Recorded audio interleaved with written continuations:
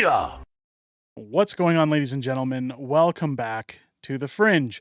We need to have a talk about our government, and of course, it's a news channel, we typically do that, but we have to talk about the eye on the prize, so to speak, when it comes to our federal election next year, and part of what's going on with our capital gains tax.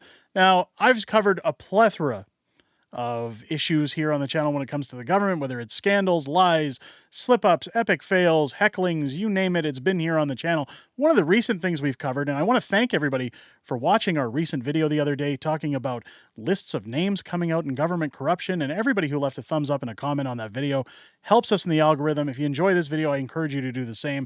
It tells YouTube that, hey, people need to see this stuff. Make sure to share it out on social media. That gives us a hand as well. However, in that video, I talked about Chinese interference. We talked about how a number of names are being hidden from Canadians when it comes to Chinese interference and the meddling in our elections. Now, of course, the capital gains tax was recently passed in the House of Commons, and of course, the Liberals are all out in full force to defend it, and they want to talk about it. Pierre wants to yell about it. But what is happening here is a distraction, and that's what we need to talk about. The importance of keeping our Conservative MPs as we move into our next elections, as they come to our doors knocking for votes, to tell them we need accountability. We need to know that our votes are secure, that our elections are, in fact, safe. I want to touch on this interview with Chrystia Freeland. We're not going to show the whole thing again. It's a 25-minute interview, and it's CBC padding everything that's going on, trying to make her look good. But I want to show a brief clip of it, and then I'm going to talk about why it's so important that while we be concerned about this, keep in mind, Pierre Poilievre becomes Prime Minister of Canada with a majority government, which it's much likely looking to be. He can remove these things. This is where I talk about eye on the prize when it comes to the corruption stories and the Chinese interference. Well, let's take a listen. He wants to tax doctors away when we have a doctor shortage. He wants to tax farmers when we have a food price crisis. He wants to tax home builders when we don't have enough homes. He wants to tax small business when our economy is already falling off the cliff and having the worst growth in the G7. Mr. Speaker, that is insanity. Conservative leader Pierre Poilievre there railing against the Liberal government's move to increase the capital gains inclusion rate. Despite Conservative opposition and outcry from several sectors in Canada, the House voted this afternoon to move forward with the proposed tax changes. The Liberal government says the measures needs to be implemented in order to increase government revenue, and government revenue, it says, will be invested to help all Canadians. Deputy Prime Minister and Minister of Finance Chrystia Freeland is spearheading this, and she joins me in the studio now. Deputy Prime Minister, it's good to see you. Great to be with you, David. Pierre Poilievre says this is a tax on farmers, a tax on doctors, it's going to make life more expensive and it's going to kill jobs. How do you push back against that? This is about fairness for every generation. It is about being able to make essential investments in housing, in affordability, things like a national school food program, things like dental care. Make essential investments in our economy, things like $5 billion in universities and basic research. We know Canada needs those investments, and if you believe that, then you have to say, how are we going to pay for them? Are we just going to take on more debt? Not fair, and also not great at a time when we want interest rates to come down. And now, I think it's fair to interject with, if she doesn't want to worry about borrowing money or increasing the debt or deficit, well, maybe the Liberals should stop spending as much money as they are. Maybe they should stop with their needless programs, their scandals, their handing outs of millions and millions of dollars in contracts to people that are essentially padding their pockets. None of that is ever suggested. Of course, it's tax, tax, tax.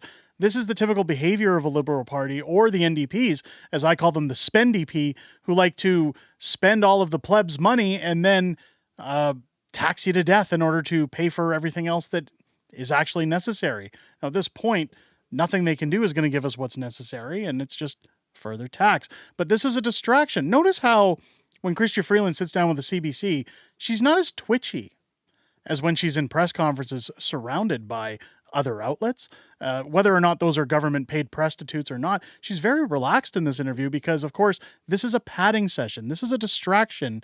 And again, it's meant to take everyone's attention off the Chinese interference scandal. But let's continue.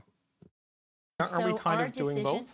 And so our decision is tax fairness. Our decision is to say we currently have a tax system where a nurse or a carpenter can pay tax at a higher marginal rate than a multimillionaire. That's not fair.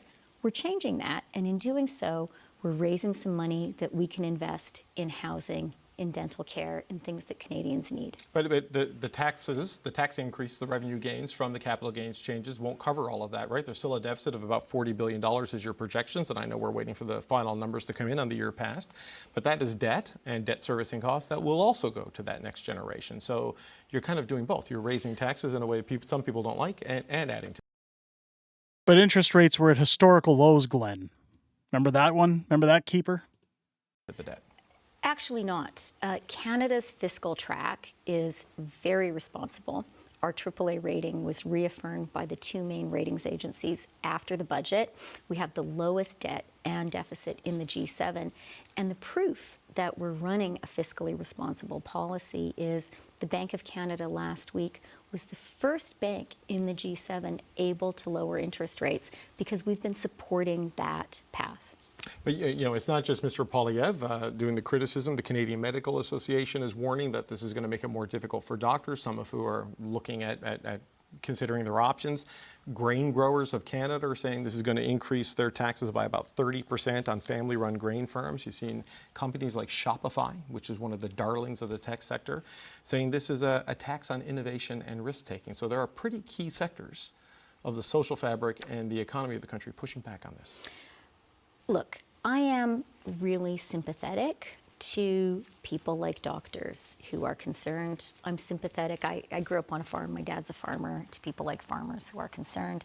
I think it is important to start when talking to all Canadians by saying this is a change that is going to affect less than 1% of Canadians, 0.13%. People's principal residence remains totally free of capital gains tax. You only pay at the higher rate after your first $250,000 of capital gains in a given year. For a couple who, say, have a rental property, they can make a $500,000 profit before paying an additional dollar. Again, it's all word salad, and while they try to dress this up that, hey, everybody, it's not so bad. Again, anytime the government introduces a tax, you have to know that it is not beneficial to Canadians. One thing she keeps mentioning in there is the G7. Well, we have the best credit rating in the G7. Now, one thing that needs to be taken into account there is that's like saying we're the best of the worst, where you're not looking at the big picture that Canadians, again, are struggling. Canadians can't afford anything. People are losing their homes. They're defaulting on their mortgages. There are people essentially sleeping on the streets.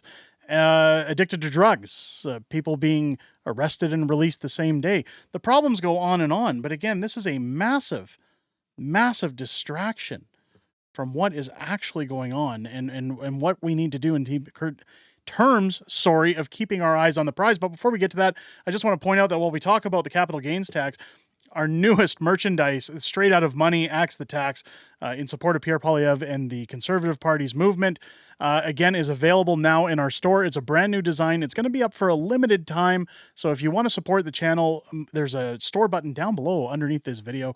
Go check it out. They are on sale for the first 48 hours after release. Now, I understand this is a premium hoodie I'm showing here. I'm a hoodie guy, so I show those, but we have t-shirts, we have stickers, we have mugs, we have all kinds of things for both men and women available on the store, and other designs. Go and check them out, including our Straight Outta Freedom hoodies that are available as well. You can head over again. The shop button down below will take you straight over there. Now, when I get to what the problem is with this whole capital gains tax again, is that this is in fact a job-killing tax.